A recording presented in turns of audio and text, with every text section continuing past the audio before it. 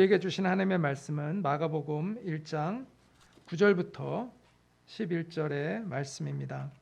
그때 예수께서 갈릴리 나사렛으로부터 와서 요단강에서 요한에게 세례를 받으시고 곧 물에서 올라오실새 하늘이 갈라짐과 성령이 비둘기같이 자기에게 내려오심을 보시더니 하늘로부터 소리가 나기를 너는 내 사랑하는 아들이라 내가 너를 기뻐하노라 하시니라. 이것은 살아계신 하나님의 말씀입니다. 아멘.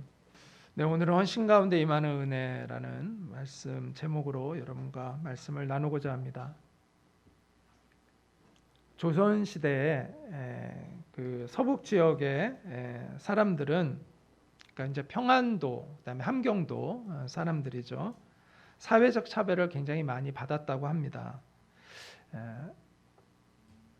이성계가 조선을 창건했잖아요. 이성계는 함경도 사람인데 그럼에도 불구하고 이 조선이라는 나라에서 함경도와 또 그 평안도 사람, 서북 지역 사람들이 차별을 받았다는 것이 참 이해하기 힘든 부분이기도 한데 그렇게 되었다고 합니다. 또 워낙 기질도 강하고 그러다 보니까 또 좀 두려운 마음도 있고 그래서 그렇게 배척을 많이 받았다는 말들이 있더라고요. 그래서 아무리 실력이 뛰어나도 과거에 이 낙선하는 경우가 많았다고 합니다. 그리고 설사 과거에 이제 합격한다 하더라도 고위직에 올라가기는 거의 불가능했다고 해요. 심지어 한양에 올라온 양반들, 평안도에서 올라온 양반이 이제 하인을 부를 때 이제 옛날에 이리 오너라 이러잖아요. 이리 오너라라고 하는데 평안도 이 사투리가 딱 섞여 있으면 하인도 무시를 했다고 합니다. 그래서 썩 꺼지시오 이렇게 하인이 양반에게 이야기할 정도로 그렇게 무시를 많이 받았다고 합니다. 그러한 배경 속에서 순조왕 때 홍경래의 난이 일어나게 됩니다. 홍경래는 평안도 사람이고요. 평민 출신인데 매우 가난한 집에서 자랐다고 합니다. 근데 총명했대요. 그래서 평양에서 치러진 그 향시 일종의 예비 과거 시험에 합격을 하고 이제 한양에 가서 과거 시험을 치렀는데 낙방을 했습니다. 그 후에 그는 이제 사회적 모순 또 차별 그다음 부정부패에 대한 반감을 품고 무력 혁명을 준비합니다. 평안도 지역의 사회 각계 각층의 사람들을 만나서 힘을 규합하고 그래서 반란을 일으키게 되죠. 그 이제 홍경래의 난이라고 하는 농민 반란을 일으킵니다. 그들은 정주성을 함락시키기도 했지만 결국은 이제 광군에 의해서 5개월 만에 그 광군에게 패하고 진압을 당하게 되죠. 홍경래의 난을 배경으로 한 조선 후기 실화소설 홍경래 전에는 이렇게 쓰여져 있습니다. 이 중에서도 평안도 사람들은 더욱 당세에 쓰이지 못했다. 조선 초에는 고려 유민이라 하여 위험하게 여겨 쓰지 않았고 나중에는 천하게 여겨 쓰지 않았다. 서울의 하인배나 충청도의 졸개들까지도 서북인을 사람이라 부르지 않고 놈이라 불렀다. 서북 지방의 감사 수령들이 백성의 재물을 다반사로 토색한 것도 서북민을 내심으로 천시한 까닭이다. 이처럼 지역에 따른 이 차별과 편견은 어느 나라에나 있는 것 같아요. 이스라엘에서도 갈릴리 지역, 이 북부 지역은요, 그러한 편견과 차별을 받았습니다.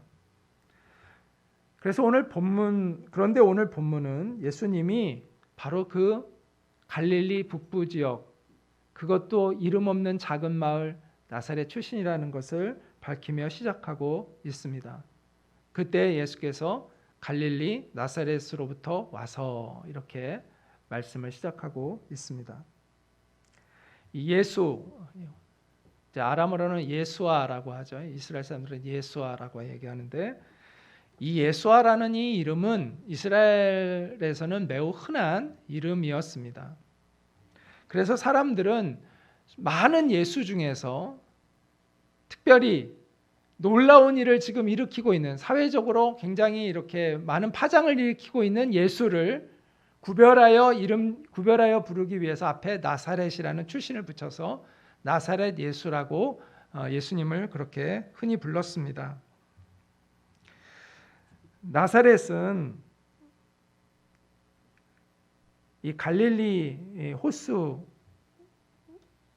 지중해 바다 사이에 위치한 아주 작은 마을입니다. 그 작은 마을에서 메시아가 탄생하리라는 것은 이스라엘에 있는 그 누구도 상상하지 못했습니다. 그래서 예수님의 제자 빌립이 그의 친구 나다나엘에게 예수님을 소개하고 예수님을 만나보라고 권유했을 때 나다나엘이 나사렛에서 무슨 선한 것이 날 수 있겠느냐라고 이렇게 대답을 한 것을 우리는 성경을 통해서 알고 있습니다. 그런데 하나님께서는 그 보잘것없는 작은 마을 나사렛에서 그들이 기다렸던 메시아가 자라게 하신 거죠. 물론 베들레헴에서 태어나셨지만 나사렛에서 자라셨잖아요. 저는 이런 생각을 합니다. 우리는 작은 나사렛과 같은 존재들이 아닌가라는 생각을 합니다. 무명하고 작은 자들. 이 충남 천안 병천이라는 이 작은 시골에서 있는 우리가 무슨 큰 일을 할 거라고 누가 기대를 하겠습니까? 그런데 우리는 그런 기대를 품을 수 있다는 거죠. 왜냐하면 우리는 작은 마을이지만 우리 안에 위대하신 예수 그리스도께서 계시기 때문입니다. 사도 바울은 고린도후서 6장 9절부터 10절에서 이렇게 그리스도인들을 이야기를 합니다. 우리의 정체에 대해서 이렇게 얘기합니다. 무명한 자 같으나 유명한 자요, 죽은 자 같으나 보라 우리가 살아있고, 징계를 받는 자 같으나 죽임을 당하지 아니하고, 근심하는 자 같으나 항상 기뻐하고, 가난한 자 같으나 많은 사람을 부요하게 하고, 아무것도 없는 자 같으나 모든 것을 가진 자로다.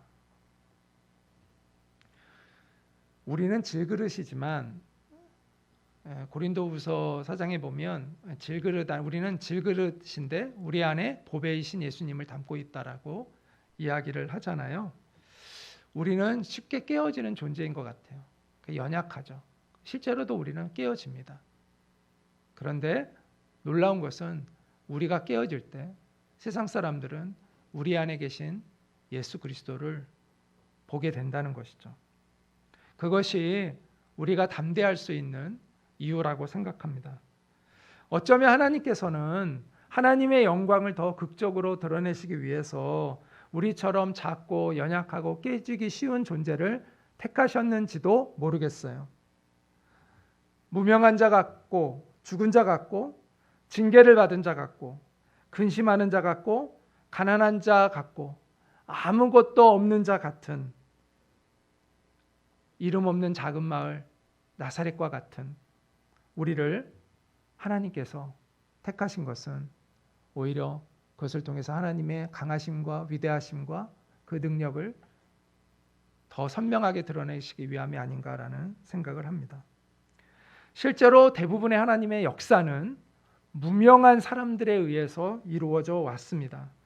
갈릴리의 이름 없는 그 어부들을 통해서 하나님의 놀라운 복음의 역사가 일어났던 것이죠. 로마의 복음이 전해진 것도 유명한 사도들이 가서 복음을 전한 게 아니라 누가 로마 교회를 세웠는지 모를 정도로 무명한 사람들에 의해서 로마 교회가 세워졌습니다. 그래서 사도 바울이 지난번 우리가 로마서를 쓴 것을 우리가 보았듯이 사도 바울이 로마에 가기 전에 이미 로마에는 교회가 건강하게 세워져 있었던 것이죠.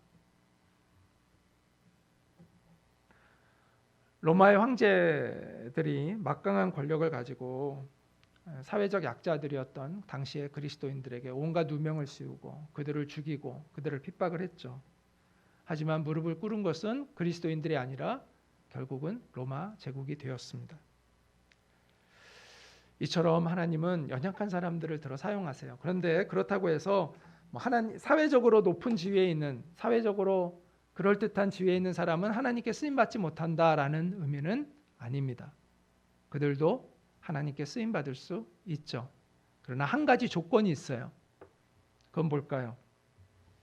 그들의 마음만큼은 작은 마을 나사렛처럼 되어야 한다는 것입니다.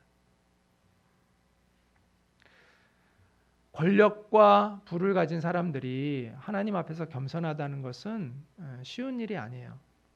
그러나 그럴 수 있다면 그도 하나님께 쓰임받을 수 있을 겁니다.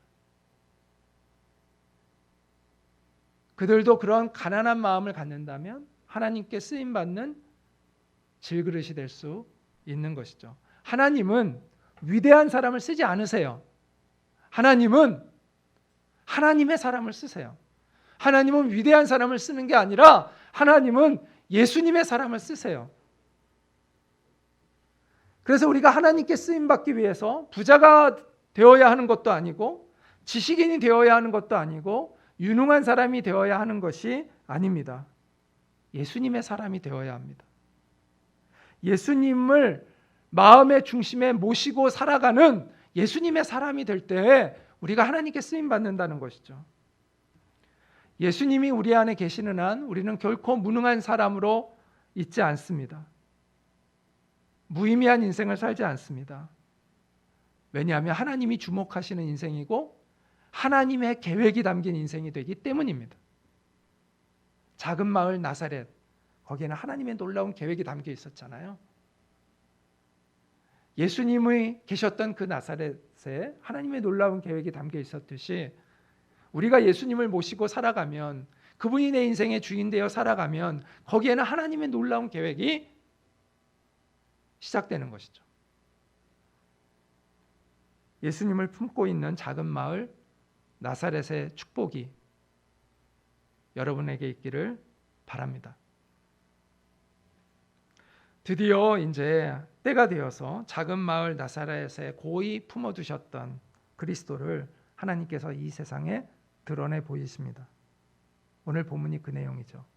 근데 우리가 언뜻 생각하면 좀 의아해요. 왜냐하면 예수님은 죄가 없으신 분이잖아요. 근데 죄가 없으신 분이 죄인들에게 필요한 세례를 받으시는 것이죠.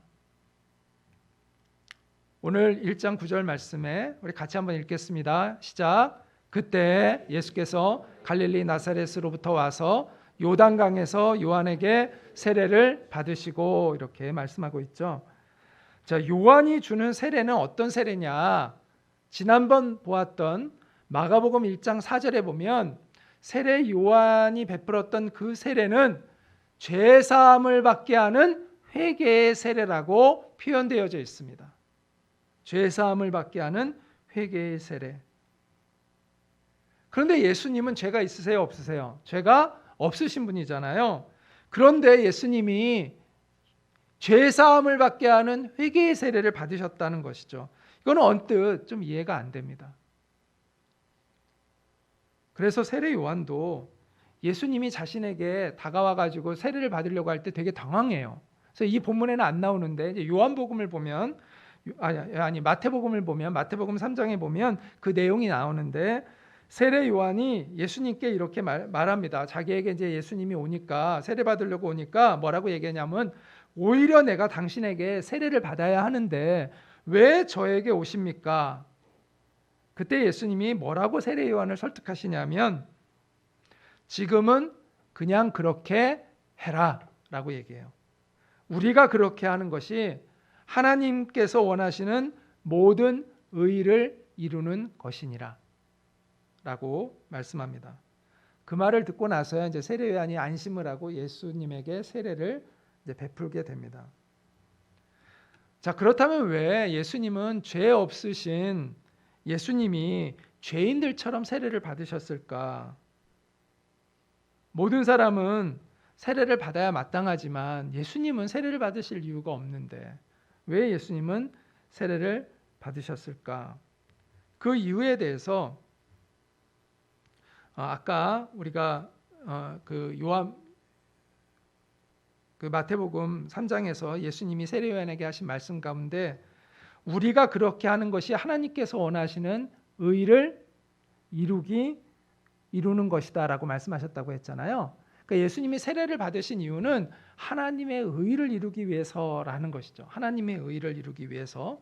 자, 예수님의 세례와 하나님의 의를 이루는 것이 어떤 연관성이 있는가를 논하기 전에 예수님이 하나님의 의를 이루시기 위하여 자신을 낮추셨다라는 사실을 우리는 먼저 좀 주목할 필요가 있습니다. 여러분, 비굴함과 겸손함의 차이는 뭘까요? 비굴함과 겸손함.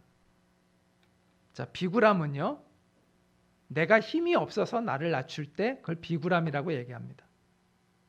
겸손함은 힘이 있지만 자신을 낮출 때 그것을 겸손함이라고 이야기를 합니다.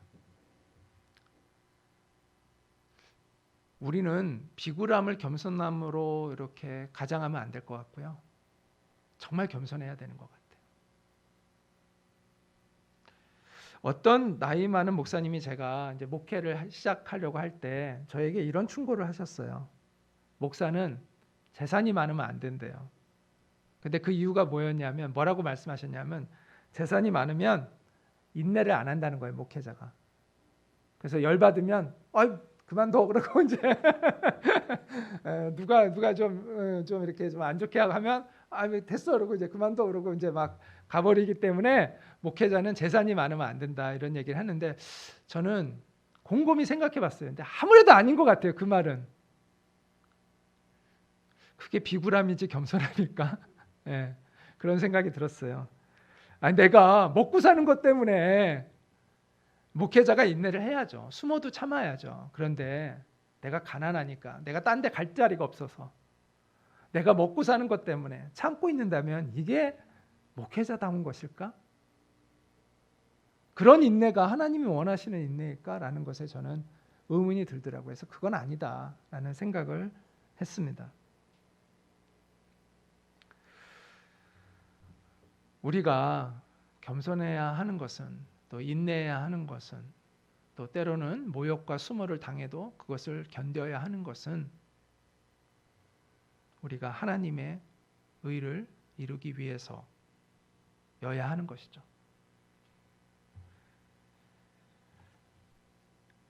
우리는 하나님의 의를 위해서 우리 자신을 기꺼이 낮출 수 있는 사람이 되어야 합니다. 그러려면 예수님의 마음을 닮아야 돼요.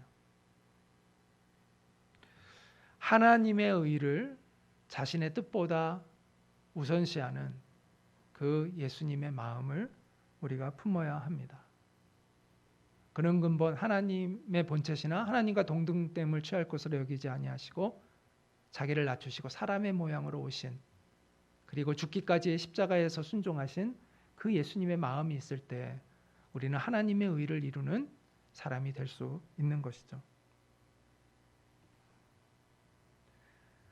자, 그러면 다시 그 본래의 질문으로 돌아가서, 자, 하나님의 의를 이루는 것과 예수님이 세례를 받으신 것은 어떤 연관이 있는 것일까요?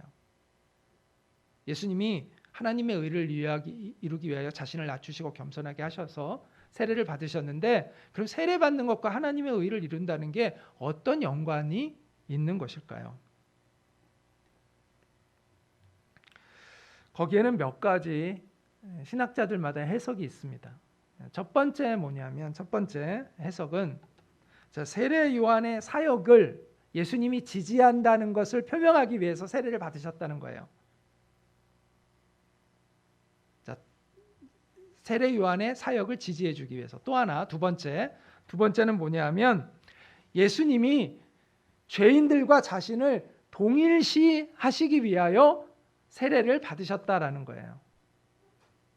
자, 또 하나 이제 세 번째가 있는데, 세 번째는 뭐냐면, 가장 설득력 있는 주장은 이것입니다. 뭐냐면, 자, 예수님이 앞으로 하실 그 사역을 통해서, 예수님의 사역이, 구원 사역이 뭐예요? 바로 죄 사함을 얻게 하는 은혜를 베풀어 주시는 것이죠. 그래서 예수님이 앞으로 그 사역을 이루시기 위해서 이 땅에 오신 분이라는 것을 예시하기 위해서, 예수님이 이루실 그 사역의 궁극적인 목적을 예시하기 위해서 예수님이 세례를 받으셨다는 거예요.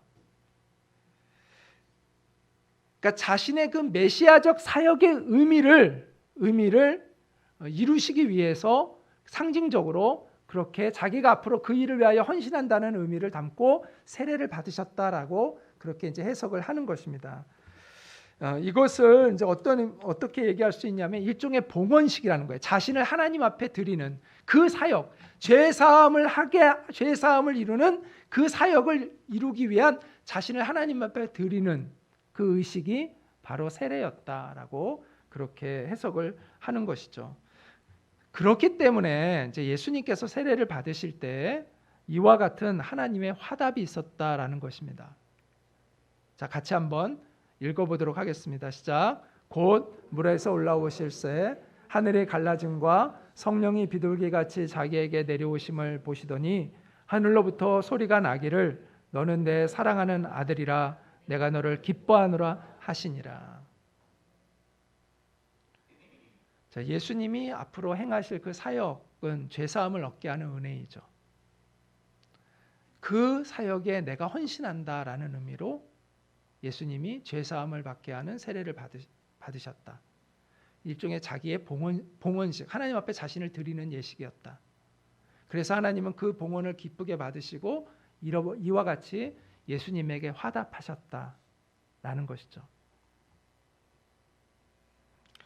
이 은혜는 이 하나님의 화답의 은혜는요, 오늘날 예수님처럼 자신의 사명을 위해서 하나님 앞에 자신을 드리는 모든 이에게 동일한 은혜입니다.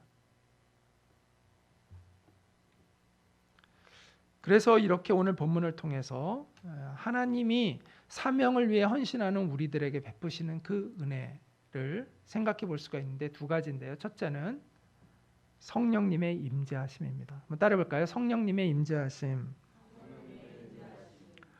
오소서 진리의 성령님 하늘 가르고 임하소서라는 찬양이 있잖아요.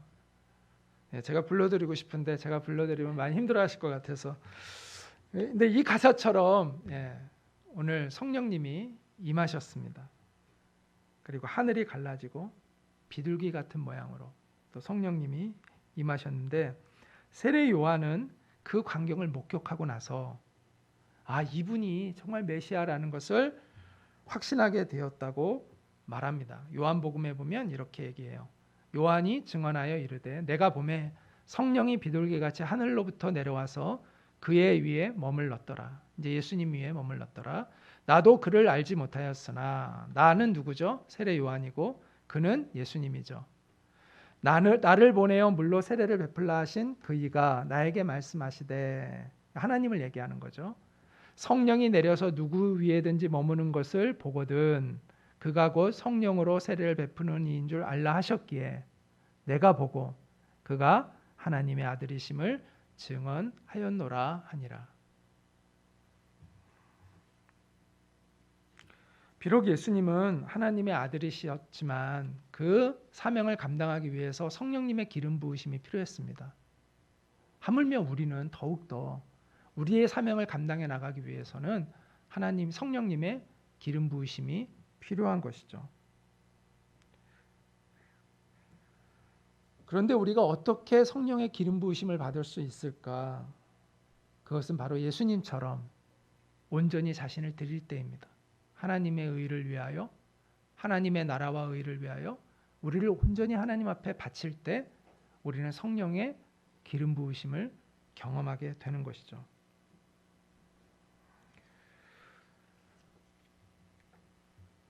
혹시 여러분 공허라는 책 읽어보신 분 있으신가요? 네. 공허라는 경영학 책으로 많이들 읽혔던 책이죠. 네. 여기 책에 보면 헌신에 대해 재미있는 이야기가 나옵니다. 동물 농장에서 아침에 만찬을 준비하기로 했어요. 닭과 돼지입니다. 음식을 준비하기로 했는데 닭이 돼지에게 식사 메뉴로 닭이 이제 돼지에게 이야기하는 거예요. 우리 식사 메뉴로 계란과 베이컨을 우리 준비하자라고 이야기를 하자 합니다. 그러니까 돼지가 닭에게 이런 말을 합니다. 너에게는 그 메뉴가 단순히 참여의 수준이지만 나에게는 전적인 헌신을 의미해. 네, 닭이 계란을 준비하는 거는 자기가 안 죽어도 되잖아요. 네, 그런데 돼지가 베이컨을 준비하려면 죽어야 됩니다. 네. 그래서 이제 돼지가 이렇게 얘기하는 것이죠. 자, 우리가 하나님의 나라와 의를 이루기 위해서는 죽어야 합니다. 참회 수준으로 되는 게 아니라 헌신으로 하나님의 나라를 우리는 이 땅에서 이루어가는 사람이 될 수 있다라는 것이죠.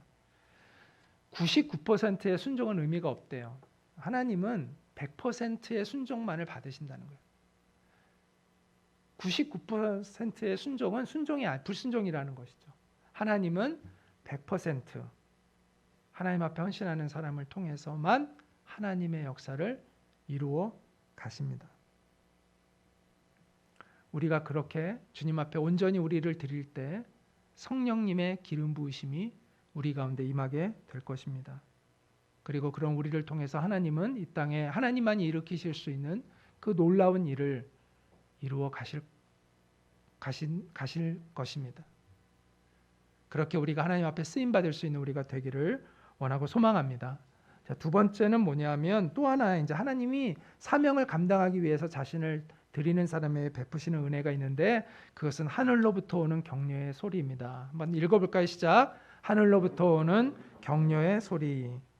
예수님이 세례를 받으시고 물에서 올라오실 때 성령님이 임하셨다고 얘기했잖아요. 그리고 하늘로부터 소리가 들렸어요. 어떤 소리죠? 너는 내 사랑하는 아들이라 내가 너를 기뻐하노라. 이런 음성이 들렸습니다.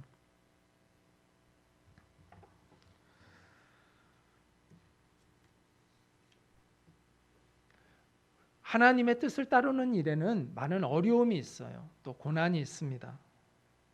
그런데 그들에게는 세상의 사람들이 경험하지 못하는 은혜가 있어요.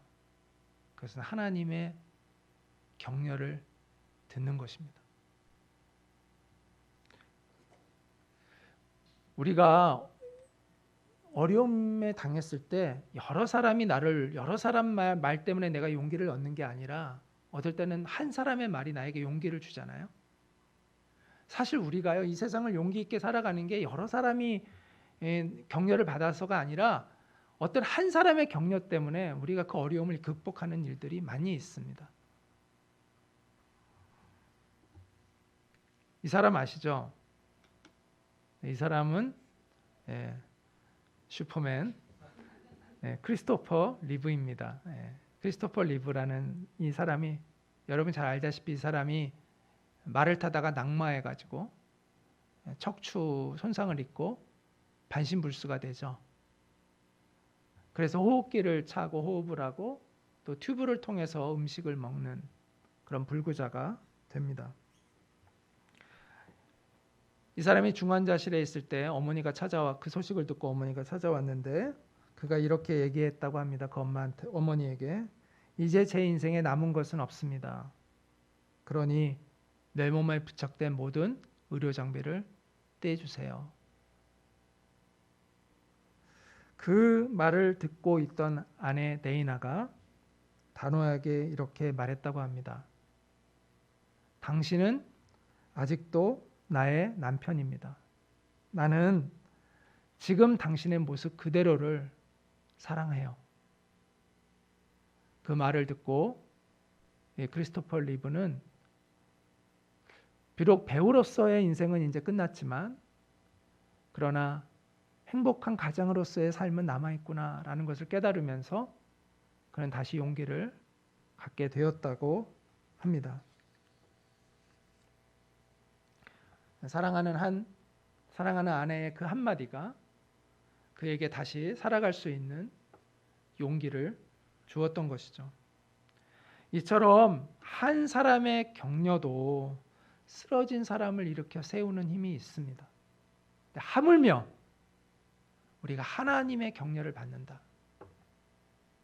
하늘로부터 오는 주님의 그 격려를 받으면 우리가 이겨내지 못할 어려움은 없습니다. 하나님은 고난 가운데 있는 사람을 위로해 주기 위하여 찾아오시는데 특히 주님의 사명을 감당하기 위해 살고 있는 사람들에게 주님은 찾아오십니다. 그들이 고난에 빠져 있을 때, 또 그들이 영적인 침체에 빠져 있을 때 하나님은 친히 찾아와 주시고 위로해 주시고 격려해 주세요. 저는 그것이 사명을 감당하는 사람이 누리는 특권 가운데 하나라고 생각합니다. 하늘로부터 오는 그 격려의 소리가 없다면 우리는 이 길을 갈 수 없어요. 이 사명의 길을 갈 수 없습니다. 저도 하나님이 내게 주시는 그 격려의 소리를 듣지 못했다면 저도 벌써 포기하고 말았을 것 같아요. 제가 좋아하는 시편 말씀이 있습니다. 시편 119편 49절부터 50절 말씀인데요. 주의 종에게 하신 말씀을 기억하소서. 주께서 내게 소망을 가지게 하셨나이다. 이 말씀은 나의 고난 중에 위로라. 주의 말씀이 나를 살리셨기 때문이니이다. 정말 주님의 말씀이 저를 살리는 것을 경험했습니다. 아무리 지치고 또 아무리 피곤하고 아무리 힘이 들어도 정말 때로는 인생을 그만 포기하고 싶은 마음이 들어도 주님의 말씀을 들으면 다시 일어날 수 있는 용기를 갖게 되는 것이죠. 여러분 모두가 이 하늘의 소리를 듣게 되기를 축복합니다. 우리가 하늘의 소리를 듣지 못하기 때문에 두려워하고 염려하고 근심하며 살아가고 있는 것이죠. 우리가 하늘의 소리를 듣지 못하기 때문에 계속해서 방황하고 끊임없이 좌절하고 낙심하고 있는 것입니다. 하늘의 소리를 듣는다면 우리는 회복됩니다. 하늘의 소리를 들으면 우리는 다시 살아갈 용기를 얻을 수가 있습니다. 하늘의 소리를 들으면 우리는 다시 내적인 기쁨을 회복하고 당당히 주님의 증인으로 설 수가 있습니다. 그 하늘의 소리를 사모하고 그 하늘의 소리를 듣는 우리 모두가 되기를 바랍니다. 작은 마을 나사렛의 축복에 대해서 지금까지 생각해 보았습니다. 그리고 하나님의 의를 이루기 위해서 기꺼이 낮아지신 예수님의 겸손에 대해서도 우리가 생각해 보았습니다. 그리고 예수님의 그 헌신에 화답하신 그 하나님의 은혜를 우리가 생각해 보았습니다. 그것은 성령의 임재하심과 또 하늘로부터 오는 격려의 소리라고 말씀을 드렸죠. 어떤 목사님이 자기 교회에서 오랫동안 심무했던 장로님과 이야기를 한 적이 있는데 그분은 사회적으로 굉장히 높은 지위와 평안한 삶을 살았던 분이라고 해요. 그래서 주위의 사람들이 그 장로님에게 장로님 정말 부럽다고 그렇게 이야기를 많이 듣는 그런 분이었다고 합니다. 그런데 막상 그분은 자신의 삶이 후회스럽다고 이야기를 하더라는 거예요. 자기가 믿음의 삶을 살지 않고 안정된 삶을 자기는 살았기 때문에 오히려 후회스럽다는 이야기를 했다는 것입니다. 겉으로는 남들이 이렇게 볼 때는 다 그럴듯해 보이고 성공한 것처럼 그렇게 부럽다고 이야기하지만 하나님 앞에 설 날이 얼마 안 남은 자기가 생각할 때 두렵다는 거예요. 믿음의 길이 아닌 평탄한 길만을 자기는 쫓으며 살아왔는데 이제 하나님 앞에서 내가 어떤 평가를 받게 될지가 두렵다고 후회스러운 인생이라고 이야기를 하더라는 것입니다. 정말 후회되지 않는 인생이란 어떤 것일까요? 얼마나 평탄하게 살았느냐, 얼마나 내가 성공했느냐에 후회하지 않는 인생은 그런 인생이 아닙니다. 어떤 인생이 후회되지 않는 인생일까요? 하나님의 사명을 온전히 이룬 인생이, 그것을 제대로 감당한 인생이 저는 후회되지 않는 인생이라고 확신합니다. 여러분은 후회되지 않는 인생을 살고 있습니까? 물론 주님을 따르는 길은 쉽지 않은 어려움이 있죠. 평탄한 길은 아닌 것 같아요. 그런데 후회되지 않는 인생이라고 생각합니다. 여러분 평탄한 길을 추구하지 마시고 후회되지 않는 인생을 선택하는 여러분이 되시기를 바랍니다. 오늘날 비전을 외치는 그리스도인들은 많아요. 그런데 사명이라는 말을 하는 그리스도인들은 점처럼 찾기 어려워지고 있습니다. 저는 사명이라는 단어가 참 좋아요. 비전은 그리스도 없이도 찾아질 수 있는 게 저는 비전이라고 생각합니다. 그때 사명은 그리스도를 내 안에 모시고 있어야 찾아지는 것이 저는 사명이라고 생각합니다.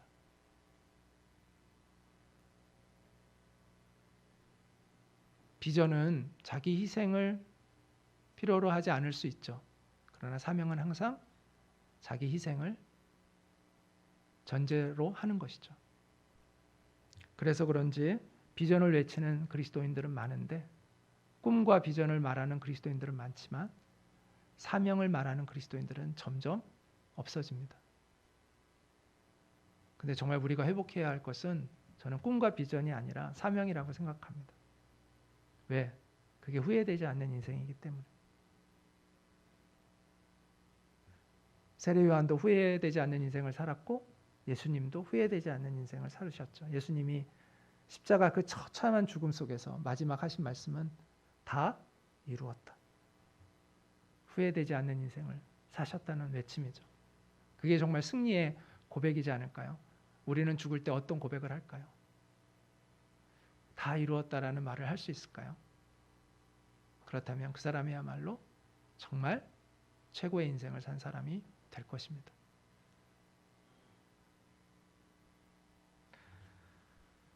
하나님의 뜻은 정말 자신을 아낌없이 하나님 앞에 드리는 그런 사람들을 통해서 이루어져 갑니다.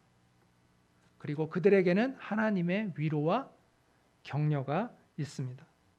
하늘나라에 가서야 비로소 하나님의 위로를 받는 것이 아니에요.